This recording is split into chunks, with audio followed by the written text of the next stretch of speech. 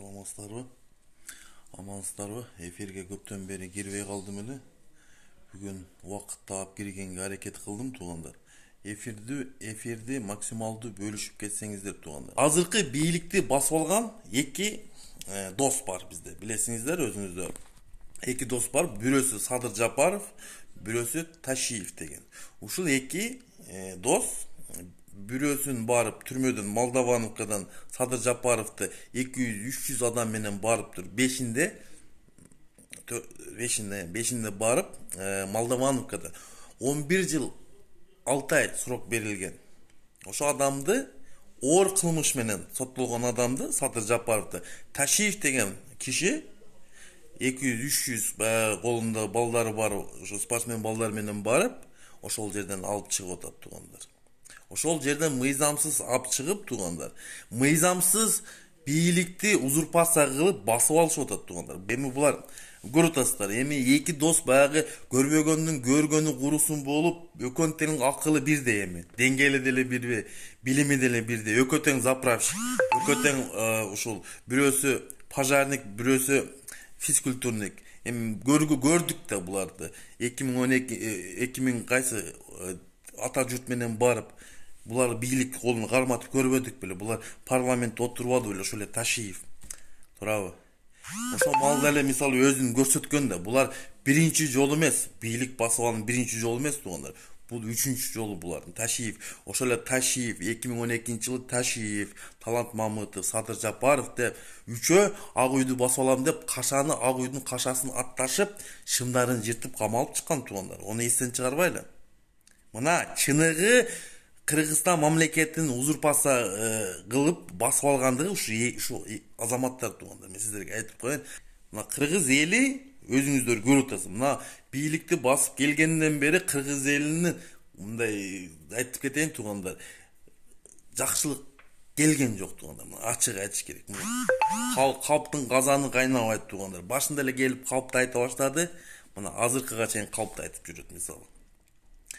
Ошол убагында биз өзүбүз ынтымактуу болуп, эл ынтымактуу болуп, таза инсанды, ошол малда таза инсанды тандап алып келгенибизде тууганда, Кемпирабад Өзбекстанга кетпейт болчу, мына Орто Токой Сусактагыча. Биз алдырып бирдик тууганда.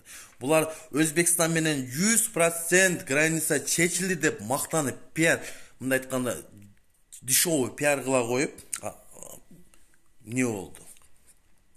100 гектар жерди бербирдим деди. Билбей туруп эле 100 гектар бербептим деп. Эми ойлоп көрсөңүз туугандар. Эми азыр бул инсандар жөнүндө мен көп деле сөз сүйлөйүн дедим эле, бирок бул инсандар дагы кыргыз элинин балдары туугандар.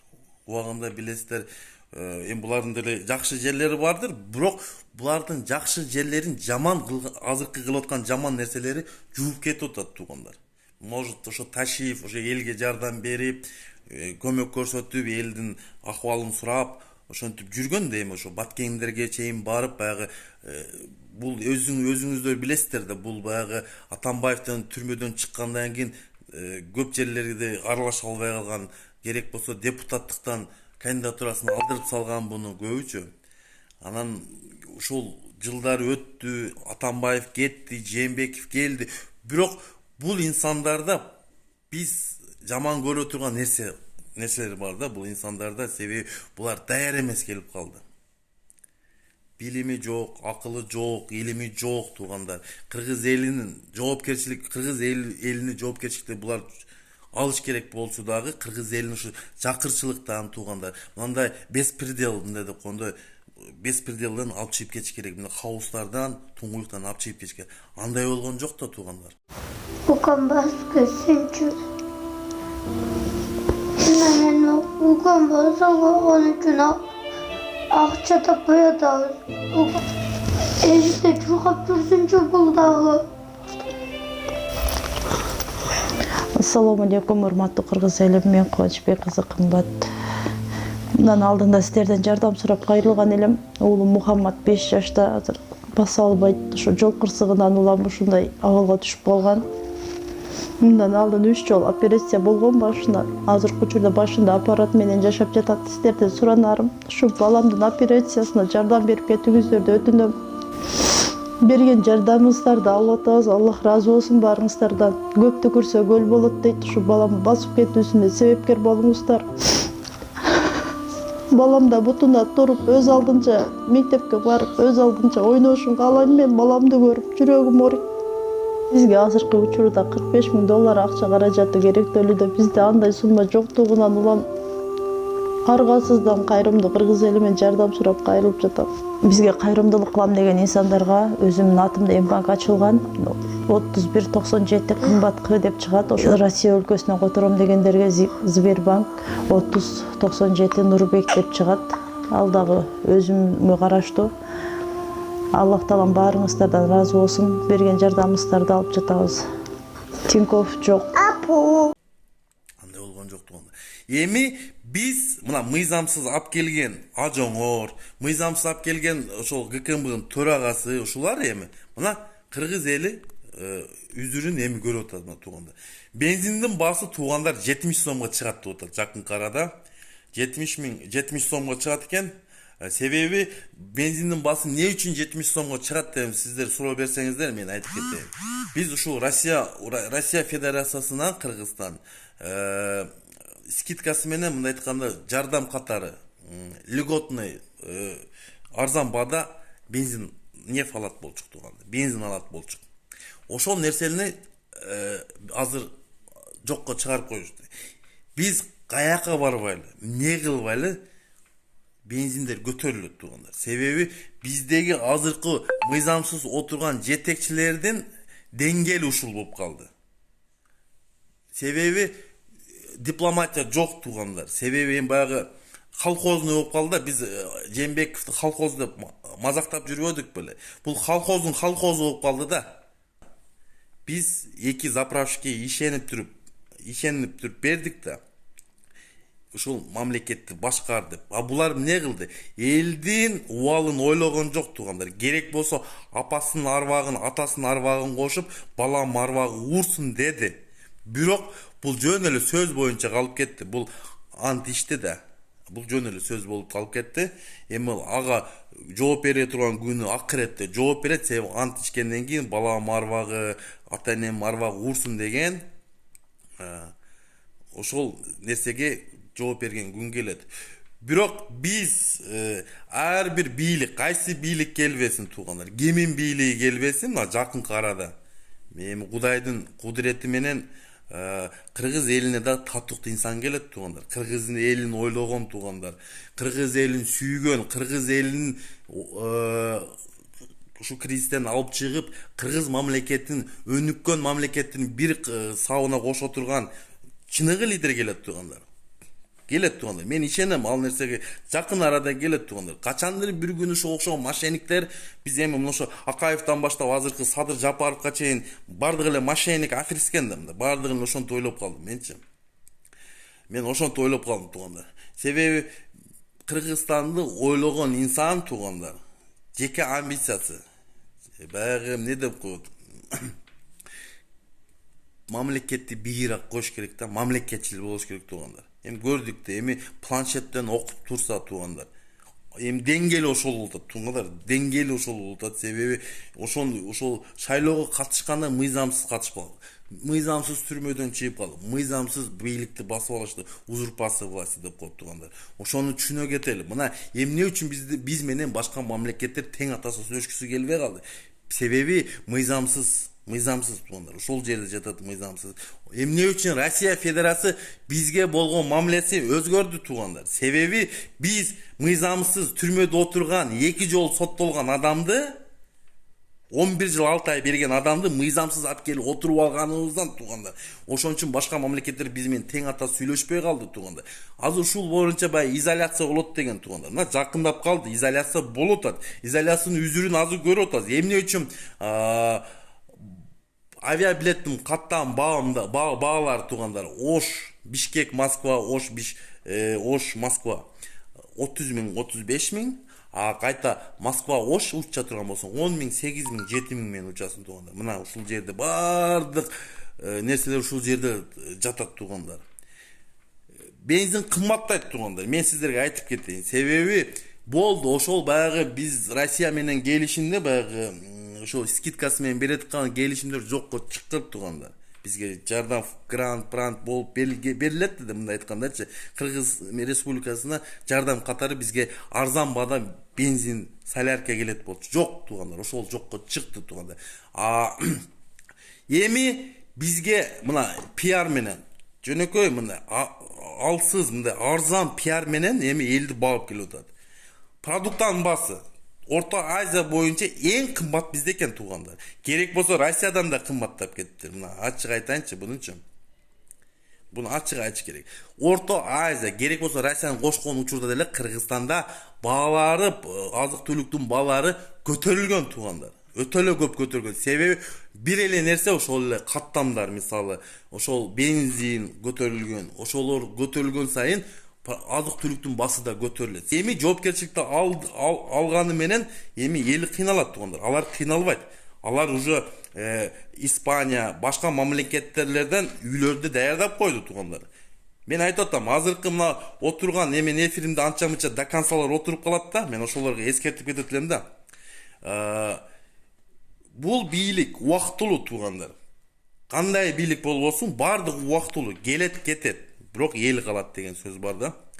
Бул аваңар, мыйзамсыз аваңар, мисалы, түрмөдө отуруп чыккан аваңар кетет. Бирок самолетунда места жок туугандар. Шу канча доконцалар турса, ошолго места жок. Баягы Афганистанда учпады беле? Ошого окшоп баягы шаттарына, баягы канаттарына учканга аракет кыласыңар. Бирок кеч болгон болот. Ошон үчүн мен азыркы доконцаларга айтып кетейин. Канча миң колду о туугандар. Качандыр бир күнү кетет туугандар. Бүгүн кетеби, эртең кетеби, бир айдан кетеби, бирок кетет. Себеби Кыргызстан мамлекетин башкарган адам өзү туңгуюкка түшүп калды. Өзү эмне кылышын билбей калды туугандар. Элди алдап келди ушул малга чейин. Бир эле суроо берем мен азыркы мыйзамсыздаргачы. Ушул малга чейин мына Ташиевке, анан Садыр Жапаровго да суроо бар. Ушул малга чейин эмне үчүн балаңар акылдуу болгон эмес, мисалы, ушул эле Садыр Жапаровдун баласы, ошол эле Ташиевдин баласы, Таймурас деп коебу. Билебиз да буларды. Эмне үчүн ошол малда депутат болгон эмес? Эмне үчүн ошол малда азыркы кымбат виллаларды алган эмес, мисалы да? Ошондой сөздөр болот атпайбы? Вилла алды деген, мисалычы. Эмне үчүн азыр жол тандабас машиналар ошол малды алган эмес? Жаңы масло. Ошондой суроону мен азыр берип кетейинчи ушу жигит, ушул Ташиев менен Садыр Жапаровгачы. Эмне үчүн ошо Акаевдин баласы Айдар мен Бакиевдин балы Максим, ошолордун балдары саясатка аралашкан. Эмне үчүн азыр Садыр Жапаровдун баласы саясатка аралашат? Ошого суроо бердиңерби? Аралашпасын. Мен айтып кетейин. Жакшылык менен бүтпөйт. Мен ачык эле айтып кетем, жакшылык менен бүтпөйт. Качандыр бир күнү Куда каласа, ар бир сөз, ар бир тил жулмай, ар бир тыйынга жооп бересиңер тууган. Мыйзамсыз кустуруу, кийим, ошо кустурган акчалар кайсы чөнтөккө кетип атат, кайсы счетко келип атат. Ошо боюнча отчет барбы? Жок. Мисалычы, жок туугандар. Ошону сурай турган эртүү адам да жок болуп атат Кыргызстандачы. Бир сурап туруп, Ташиев, мына мыйзамсыз кустуруп атасың, ошо акчалар кайсы счетко келип атат? Садыр Жапаров, мына акчалар каякта? Ким канча кусту? Мына кече мына Алабука жергесинин депутаты бар эле, ким эле? Аты өлгүр. Бүгүн 300 миң сом штраф, ошо алтын кени боюнча, кумтур боюнча 300 миң штраф төлөп чыгыптыр. Пирматов беле, мына туугандар.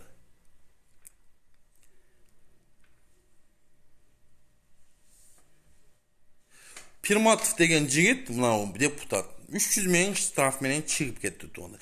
Бул деген Кыргызда мындай сөз бар да туугандар. Азыркы кусуп штраф төлөп чыгып аткандар кийинки жаңы келген бийлик туугандар. Адилеттүү бийлик келгенде азыркы Пирматов 300 берип атпайбы? Мыйзамсыз ошо сот өкүм чыгарып атат, 300 миң берди депчи. Күнөөсүн мойнуна алып атат. Күнөөсүн мойнуна алды, бирок 300 миң сот өкүм чыгарып берип атат.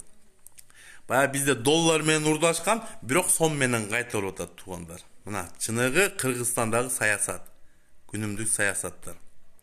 боюнга алышыбыз керек да, бир күн болсо бир күн айтыш керек да, ал нерсе айтыла турган нерсе. Мисалы ошо Садыр Жапаров мисалы биз унут элекпиз да жыргалаңды турабы, кантип банкрот кылып туруп анан кытайстарга сатып жүргөн, оны унут элекпиз да турабы.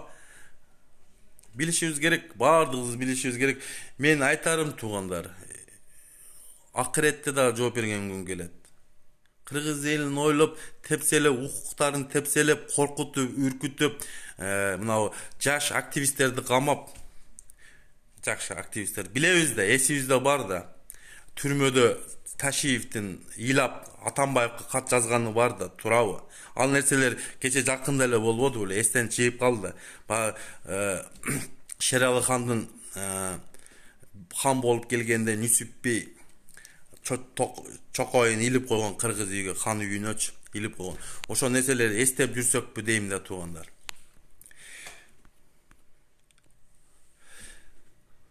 Эми берде көп комментарий жазылыптыр, мен мээде Саид Ташматов дейт го. Эми сага окшогон Саид Ташматов, сага окшогон адамдар көп. Акылы кем. Эми мен түшүнөм, эмне деп айткан. Эми түшүнөм, абаңар болбой калды да, ачык айтыш керек. Болду, всё, кетиш керек. Кетпесе жол жок. Кетиш керек, ошол. Мен айтып талап кылам. Мыйзамсыз Садыр Жапаров президент, ажо дейсиңерби, отставкага кетиш керек. Мыйзамсыз келген, бирок мыйзамдуу кетиребиз. Өз арызын жазсын. Мынтип отуруп алып, кыргыз элим мени кечиргиле, кечирип коюңуздар. Мен көп алдайт экенмин. Мен дешевый пиар менен алек болуп эле жүрөт экенмин. Мен мына Кыргызстан экономикасына түшүнбөйт экенмин. Мен кыргыз элин жакырчылыктан чыгара албайт экенмин. Мени кечиргиле десе, биз түшүнөбүз, кыргыз эли айкөл болот. Билесиздер, мына кечеге деле Акаев келип кетпедиби? Кылмышкер. Ошентип булундай кечирип коебуз. Биз ушундай айкөлбүз да, кечирип эле жүрө беребиз. Эми ошондой туугандар. Азыркы мыйзамсыз бийликтин баардыгы отставкага кетиш керек туугандар. Бизге мындай иштеген, кыргыз элин алдабаган, адилеттүү башкарган инсан керек туугандар. Бизде анда инсандар көп. Анан азыркы окшо ойлоп атат окшойт. Акаевди алып келип резиденцияда кабыл алып, мейман кылып, кайта узатып коюп. Жок, андай болбойт туугандар. Жаңы бийлик келе турган болсо, Кудай кааласа, иншалла кемин бийлиги келбесе, биз талап кылабыз. Садыр Жапар биринчи очередь Садыр Жапаровду камакка алышыбыз керек тууганда. Экинчи очередь ошол экинчи орунда Ташиевди. Азыркы мыйзамсыз кустуруп, кайсы чөнтөккө кеткендердин баардыгы кайта тергелет туугандар. Убагы сааты келет. Тергелип, азыркы мыйзамсыз төлөп кимин чөнтөгүнө бергендер дагы эстеп калыңыздар туугандар. Кимин чөнтөгүнө берип атат. Ошо боюнча отчет да болот туугандар. Мыйзамсыз президент болгон учурда 100 күндүк отчету да болгон жок туугандар. Мына Кыргызстан бардак, мындай айтканда, бардак мамлекет болуп калды туугандар. Биз талап кылышыбыз керек. Ар бир жаран, Кыргызстандын жараны талап кылышыбыз керек. Кайсы тыйын каяка кетип атат? Эмне үчүн кетти? Кимин шотуна түштү? Эмне үчүн Ташиев ошо Дубайдан үй алып жүрөт? Ага ким укук берди? Ага ким кайсы акчасына? Кечеги 22 миллиондук машинанын кайсы акчасын алды? Кече эле партиясына акча таппай жүрбөдү беле? 7%га өтө албай кыйналып, акчалары жок, кыйналып жүрбөдү беле? Эми азыр бийликке келип алышып, ошол эле Садыр Жапаровдун аялы Үмүт деген фондду эмнеге ачты? Эмне себептен ачты? Ошол суроолорду бергенге убакыт саат да келет, талап да кылабыз. Ошондо жооп берген күн келет туугандар. Эстеп алгыла.